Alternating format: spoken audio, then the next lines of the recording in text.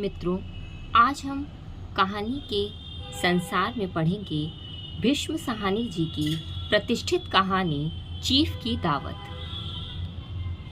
आज मिस्टर श्यामनाथ के घर चीफ की दावत थी। श्यामनाथ और उनकी धर्मपत्नी को पसीना पोंछने की फुर्सत न थी। पत्नी ड्रेसिंग गाउन पहने, उलझे हुए बालों का जूड़ा बनाए, मुंह पर फैली हुई सुर्खी और पाउडर को फूले, और मिस्टर श्यामनाथ सिगरेट पर सिगरेट फूंकते हुए चीजों की फेहरिस्त हाथ में थामे एक कमरे से दूसरे कमरे में आ जा रहे थे। आखिर 5 बजते बजते तैयारी मुकम्मल होने लगी। कुर्सियां, मेज, तिपाइयां, नैपकिन, फूल सब बरामदे में पहुंच गए। ड्रिंक का इंतजाम बैठक पर कर दिया गया। अब घर का फालतू सामान अलमारियों के पीछे और पलंगों के नीचे छुपाया जाने लगा। तभी श्यामनाथ के सामने सहसा एक अड़चन खड़ी हो गई। माँ का क्या होगा? इस बात की ओर न उनका और न ही उनकी कुशल गृहिणी का ध्यान गया था। मिस्टर श्यामनाथ श्रीमती की ओर घूमकर अंग्रेजी में बोले, माँ का क्या होगा?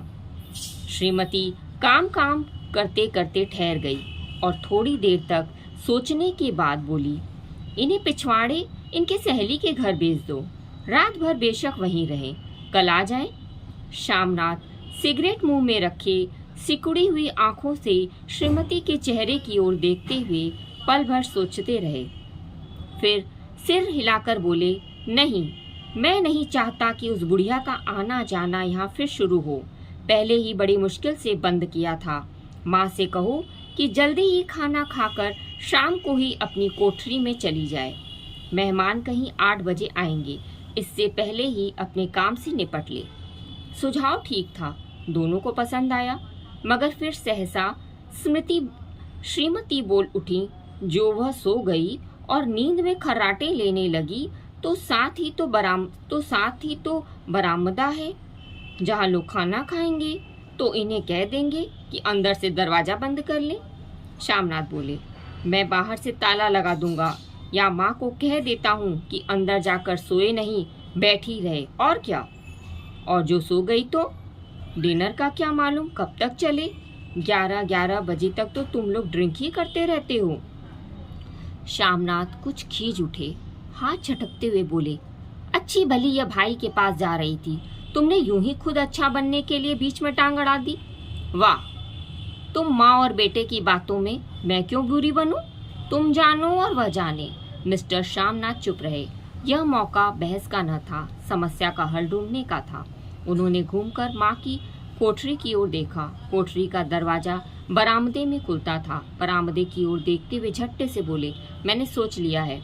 और उन्हीं कदमों माँ की कोठरी के बाहर जा खड़े हुए। माँ दीवार के साथ एक चौकी पर बैठी दुपट्टे में मुंह से लपेटी माला जप रही थी।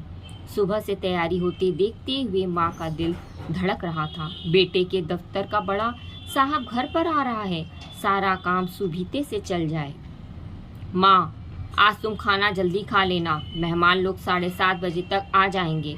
माँ ने धीरे से मुंह पर से दुपट्टा हटाया और बेटे को देखते हुए कहा, आज मुझे खाना नहीं खाना है बेटा, तुम जानते हो मांस मछली बने तो मैं कुछ नहीं खाती। जैसे भी हो अपने काम से जल्दी निपट लेना। अच्छा बेटा। और माँ, हम लोग पहले बैठक में बैठेंगे, उतनी देर तुम यहाँ बरामदे में बैठना। फिर जब हम यहाँ आ जाएं तो तुम गुसलखाने के रास्ते में बैठक में चली जाना। माँ अवाक बेटे का चेहरा देखने लगी, फिर धीरे से बोली, अच्छा बेटा। और माँ, आज जल्दी सो नहीं जाना, तुम्हारे खर्राटों की आवाज़ दूर तक जाती है। माँ लज्जी सी आवाज़ में बोली, क्या करूँ बेटा, मेरे बस की बात नहीं। जब से बीमारी से उठी हूँ नाक से सांस ही नहीं ले पाती। मिस्टर श्यामनाथ ने इंतजाम तो कर दिया, फिर भी उनकी उधेड़ बुन खत्म नहीं हुई। जो चीफ अचानक उधर से आ निकला तो 8-10 मेहमान होंगे, देसी अफसर, उनकी स्त्रियां होंगी। कोई गुसलखाने की तरफ जा सकता है। क्षोभ और क्रोध में वह सिर झुंझलाने लगे। एक कुर्सी को उठाकर बरामदे में कोठरी के बाहर रखते हुए बोले, आओ माँ, इस पर जरा बैठो तो। माँ माला संभालती पल्ला ठीक करती हुई उठी और धीरे से कुर्सी पर आकर बैठी। यूं नहीं माँ, टांगे ऊपर चढ़ाकर नहीं बैठते, यह खाट नहीं है। माँ ने टांगे नीचे उतार ली। और खुदा के वास्ते नंगे पाँव नहीं घूमना, नहीं न ही वह खड़ाकू पहनकर सामने आना। किसी दिन तुम्हारी वह खड़ाकू उठाकर मैं बाहर फेंक दूंगा। माँ चुप रही। कपड़े कौन से पहनोगी माँ? जो है वही पहनूंगी बेटा, जो कहो पहन लो। मिस्टर श्यामनाथ सिगरेट मुंह में रखे फिर अधकुली आंखों से माँ की ओर देखने लगे और माँ के कपड़ों की सोचने लगे। श्यामनाथ हर बात में तहतीब चाहते थे। घर का संचालन उनके अपने हाथों में था। खूंटियां कब्रों में कहाँ लगाई जाएं, बिस्तर कहाँ पर बिछे, किस रंग के पर्दे लगाए जाएं, श्रीमती कौन सी साड़ी पहने, मेज किस साइज की हो। श्यामनाथ को चिंता थी अगर चीफ का साक्षात माँ से हो गया तो कहीं लज्जित न होना पड़े। माँ को सिर से पांव तक देखते हुए बोले, तुम सफेद कमीज और सफेद सलवार पहन लो माँ, पहन के आओ तो जरा देखूं। माँ धीरे से उठी और अपनी कोठरी में कपड़े पहनने चली गई। यह माँ का झमेला ही रहेगा। उन्होंने फिर अंग्रेजी में अपनी स्त्री से कहा, कोई ढंग की बात हो तो भी कोई कहे। अगर कहीं कोई उल्टी सीधी बात हो गई, चीफ को बुरा लगा, सो सारा मजा जाता रहेगा। माँ सफ़ेद कमीज और सफ़ेद सलवार पहनकर बाहर निकली। छोटा सा कद, सफ़ेद कपड़ों में लिपटा छोटा सा सूखा शरीर, धुंधली आँखें, केवल सिर के आधे झड़े हुए बाल पल्ले की ओट में छिप पाए थे। पहले से कुछ ही कम कुरूप नजर आ रही थी।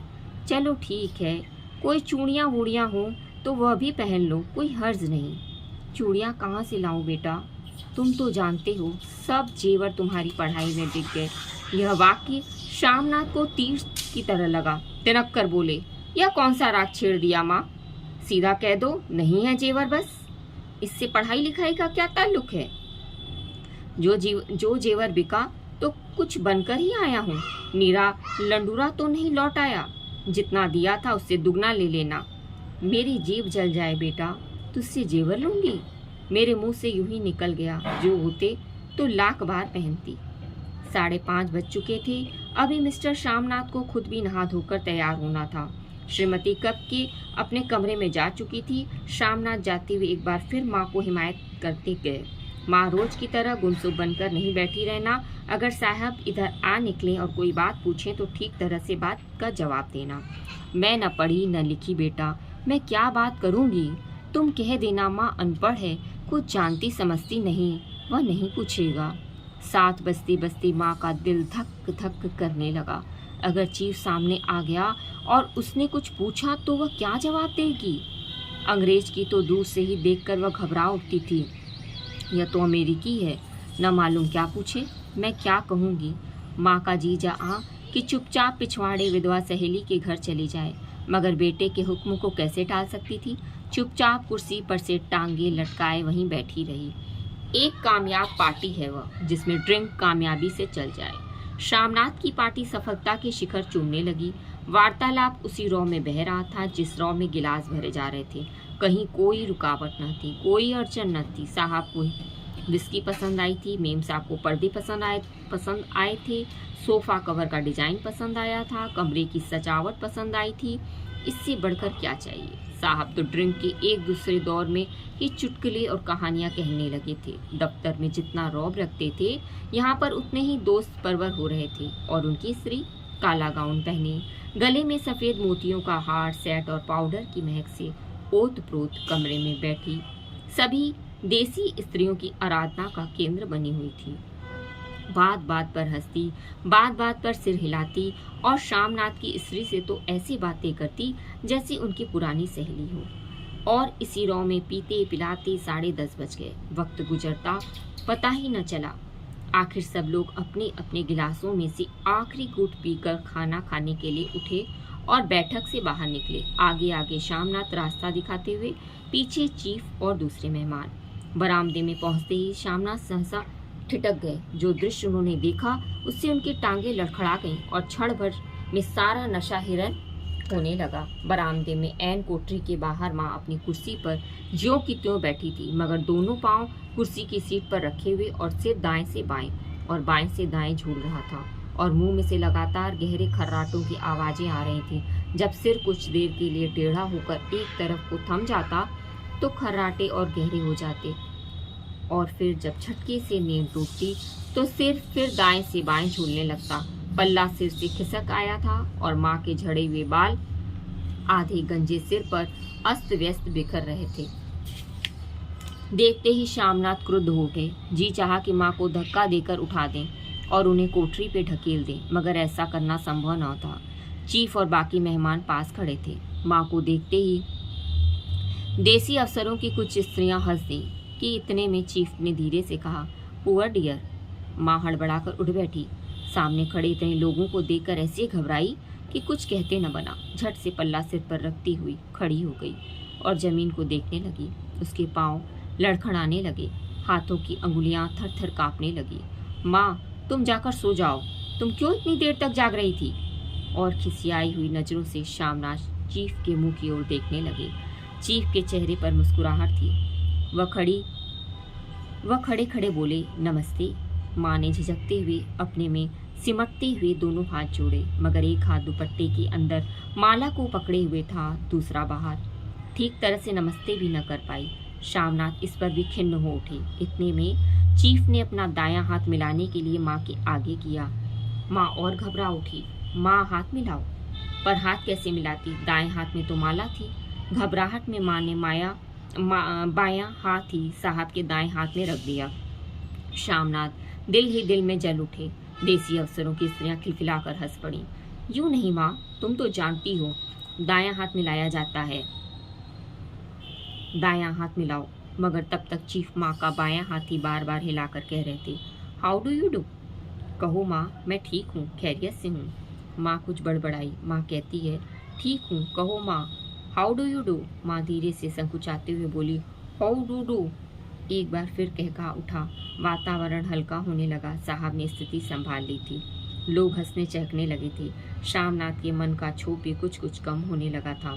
साहब अपने हाथ में माँ का हाथ अब भी पकड़े हुए थे और माँ सिकुड़ी सी जा रही थी। साहब के मुंह से शराब की बू आ रही थी। श्यामनाथ अंग्रेजी में बोले, मेरी माँ गांव की रहने वाली है, उम्र भर गांव में रही है, इसलिए आपसे लजाती है। साहब इस पर खुश नजर आए। बोले, सच? मुझे गांव के लोग बहुत पसंद हैं। तब तो तुम्हारी माँ गांव के गीत और नाच भी जानती होगी। चीफ खुशी से सिर हिलाते हुए माँ को टकटकी आंखें देखने लगे। माँ साहब कहते हैं, कोई गाना सुनाओ, कोई पुराना गीत। तुम्हें तो कितने ही गीत याद होंगे। माँ धीरे से बोली, मैं क्या गाऊंगी बेटा, मैंने कब गाया है? वाह माँ, मेहमान का कोई कहाँ भी कोई टालता है?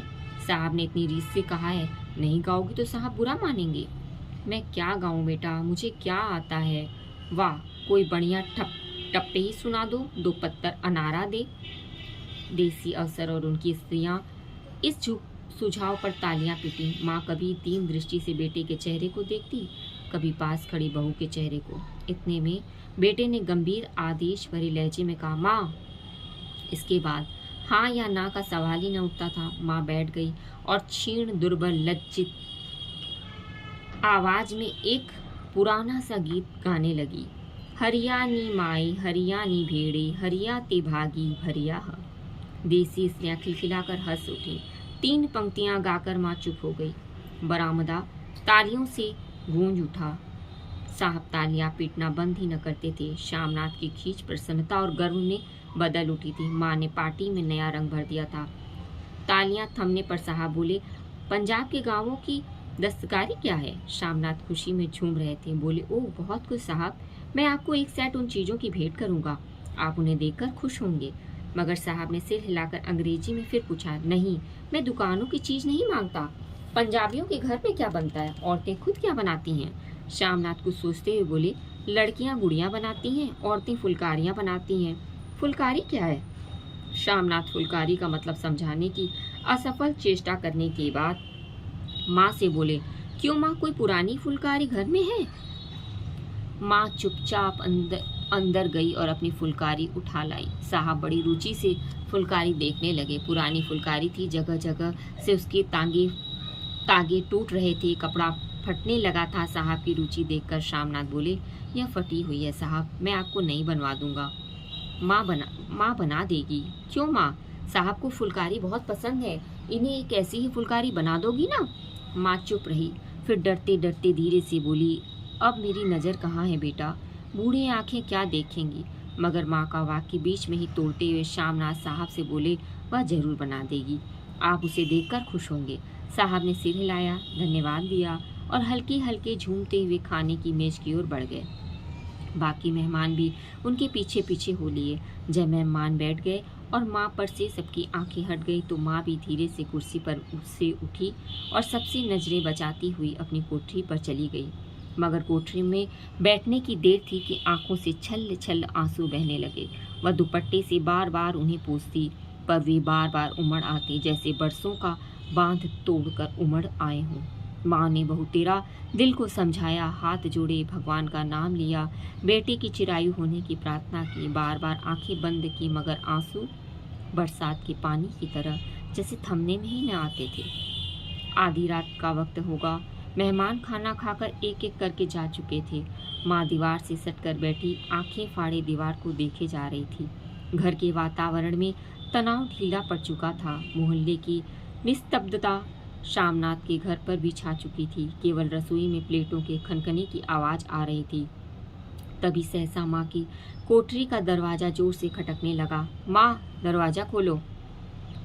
माँ का दिल बैठ गया, हड़बड़ाहट कर उठ बैठी। क्या मुझसे फिर कोई भूल हो गई है? माँ कितनी देर से अपने आप को कोस रही थी कि क्यों उन्हें नींद आ गई, क्यों वह उगने लगी। क्या बेटे ने अभी तक क्षमा नहीं किया? माँ उठी और कांपते हुए हाथों से दरवाजा खोल दिया। दरवाजा खुलते ही श्यामनाथ झूमते हुए आगे बढ़ाए और माँ को आलिंगन से भर लिया। ओ मम्मी, तुमने आज रंग ला दिया। साहब तुमसे इतना खुश हुआ कि क्या कहूँ। ओ मम्मी, ओ मम्मी। माँ की छोटी सी काया सिमट कर बेटे के आलिंगन में छिप गई। माँ की आंखों में फिर आंसू आ गए। उन्हें पोंछती हुई धीरे से बोली, बेटा तुम मुझे हरिद्वार भेज दो, मैं कब से कह रही हूँ। श्यामनाथ का झूमना सहसा बंद हो गया और उनकी पेशानी पर फिर तनाव के बल पड़ने लगे। उनकी बाहें माँ के शरीर पर से हट गईं। क्या कहा माँ? यह कौन सा राग तुमने छेड़ दिया? श्यामनाथ का क्रोध बढ़ने लगा था। बोलते गए, तुम मुझे बदनाम करना चाहती हो माँ? तुम जानबूझकर हरिद्वार जा बैठना चाहती हो ताकि दुनिया कहे बेटा माँ को अपने पास नहीं रख सकता। नहीं बेटा, अब तुम अपनी बहू के साथ जैसा मन चाहे रहो। मैंने अपना खा पहन लिया, अब यहाँ क्या करूँगी। जो थोड़े दिन जिंदगी के बाकी हैं भगवान का नाम लूँगी। तुम मुझे हरिद्वार भेज दो। तुम चली जाओगी तो फुलकारी कौन बनवाएगा? साहब ने तुम्हारे सामने ही फुलकारी देने का इकरार किया है। मेरी आंखें अब नहीं है बेटा जो फुलकारी बना सकूं। तुम कहीं और से बनवा लो, बनी बनाई ले लो। माँ, तुम मुझे धोखा देकर यूं ही चली जाओगी, मेरा बनता काम बिगड़ाओगी। जानती नहीं साहब खुश होगा तो मुझे तरक्की मिलेगी। माँ चुप हो गई, फिर बेटे के मुंह की ओर देखती हुई बोली, क्या तेरी तरक्की होगी? क्या साहब तेरी तरक्की कर देगा? क्या उसने कुछ कहा है? कहा नहीं, मगर देखती नहीं कितना खुश हो गया था। कहता था जब तेरी माँ फुलकारी बनाना शुरू करेगी तो मैं देखने आऊँगा कि कैसे बनाती है। जो साहब खुश हो गया तो मुझे इससे बड़ी नौकरी भी मिल सकती है, मैं बड़ा अफसर बन सकता हूँ। माँ के चेहरे का रंग बदलने लगा। धीरे धीरे उनका झुर्रियाँ भरा चेहरा खिलने लगा, आँखों में हल्की हल्की चमक आने लगी। तो तेरी तरक्की होगी बेटा, तरक्की यूं ही हो जाएगी। साहब खुश रहूँ, साहब को खुश रखूँगा तो कुछ करूँगा, वरना उसकी खिदमत करने वाले क्या थोड़े हैं। तो मैं बना दूंगी बेटा, जैसे बन पड़ेगा बना दूंगी। और माँ दिल ही दिल में बेटे के उज्जवल भविष्य की कामनाएं करने लगी। और मिस्टर श्यामनाथ, अब सो जाओ माँ, कहते हुए तनिक लड़खड़ाते हुए अपने कमरे की ओर घूम गए। अब अगली कहानी के साथ दोस्तों फिर हम मिलेंगे। नमस्कार।